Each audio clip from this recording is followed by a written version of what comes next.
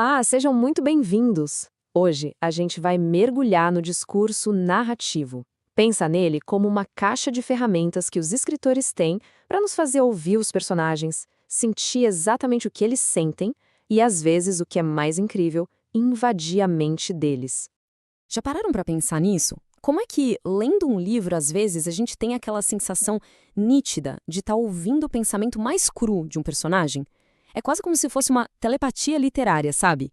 E hoje a gente vai desvendar como essa mágica toda funciona.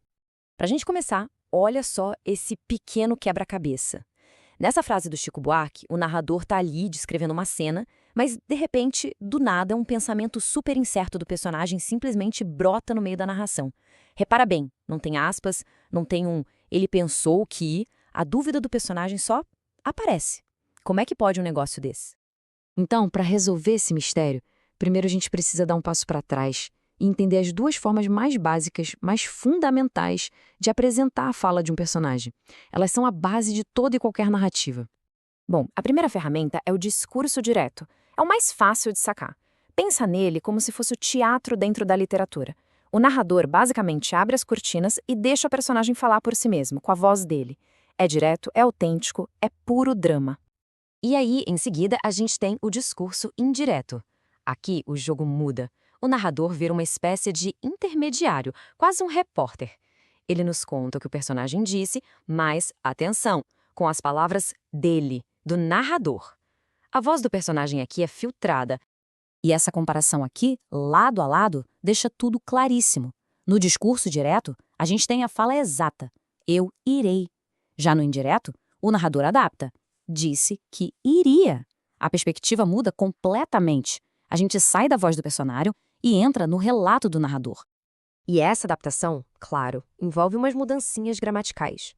A pessoa do discurso muda, os tempos verbais se ajustam, até os marcadores de tempo e lugar, tudo se encaixa na perspectiva de quem está contando a história. É a gramática trabalhando para a narração. Certo. Agora que a gente já domina o básico, podemos finalmente voltar para o nosso quebra-cabeça inicial. Porque, veja bem, existe uma terceira forma de discurso. Uma forma muito mais sutil, muito mais poderosa. É a arma secreta dos grandes mestres da literatura. E o nome dessa técnica é discurso indireto livre. É um híbrido, sabe? Um verdadeiro fantasma na máquina. É aqui que a voz do narrador e a consciência do personagem se fundem de um jeito tão perfeito que muitas vezes fica até difícil saber quem é que está falando.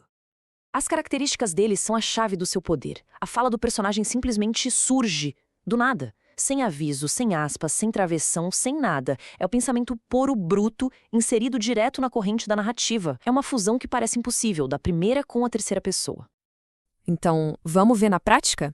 Vamos ver como os grandes escritores usam essa arma secreta para criar uma profundidade psicológica que é simplesmente incrível nas suas obras? E a gente volta para o nosso primeiro exemplo. Agora tudo faz sentido, né? A frase "havia provavelmente algum problema com a palavra quase" é o discurso indireto livre em ação. Não é o narrador que está falando isso, é a ansiedade, a dúvida do personagem que está vazando para a narração. A gente acaba sentindo a confusão dele. Olha, o exemplo da Alice Munro é sensacional, porque ela não entra na mente de um menino só. Ela cria uma espécie de consciência coletiva. A narração assume a lógica infantil do grupo. A frase "não era bem um homem, na verdade, era um carro" é exatamente como uma criança processaria aquela visão. É genial, simplesmente genial. Lá em Vidas Secas, Graciliano Ramos usa essa técnica para capturar a emoção crua, visceral do Fabiano. A exclamação "que lembrança" é o pensamento indignado dele com a gramática dele misturado na voz do narrador. Isso nos dá um acesso direto, sem filtros, à mente dele. E isso não é nenhuma novidade, não. O mestre Machado de Assis já usava e abusava dessa técnica para explorar a psicologia dos seus personagens. Aqui, em Quincas Borba, a empolgação do Rubião com o artigo não é descrita. Ela é apresentada diretamente, como se o narrador e o personagem compartilhassem do mesmo entusiasmo. Certo, mas, no fim das contas, por que tudo isso importa? Importa porque essa técnica transforma a experiência da leitura. Ela vai muito além da gramática. Ela nos conecta com os personagens num nível muito, muito mais profundo. Esse quadro aqui resume tudo de forma perfeita. O discurso direto nos dá drama. O indireto, por outro lado, nos dá um certo distanciamento. Mas o indireto livre, ele nos dá imersão. Ele nos convida para entrar na mente do personagem, para sentir o que ele sente. E isso cria uma empatia poderosíssima. E para quem escreve, ou para quem simplesmente quer ter uma leitura mais atenta, ficam aqui algumas dicas. A chave é essa: tirar os intermediários, descrever o mundo pelos olhos do personagem e, acima de tudo, confiar na inteligência de quem está lendo para captar todas essas nuances. E para a gente terminar, fica essa pergunta no ar. Qual foi a última vez que um livro fez com que a gente se sentisse assim, como um passageiro clandestino na mente de um personagem? Agora que conhecemos a técnica, podem ter certeza de uma coisa: vamos começar a notá-la em todo lugar. A boa literatura está cheia dessa mágica.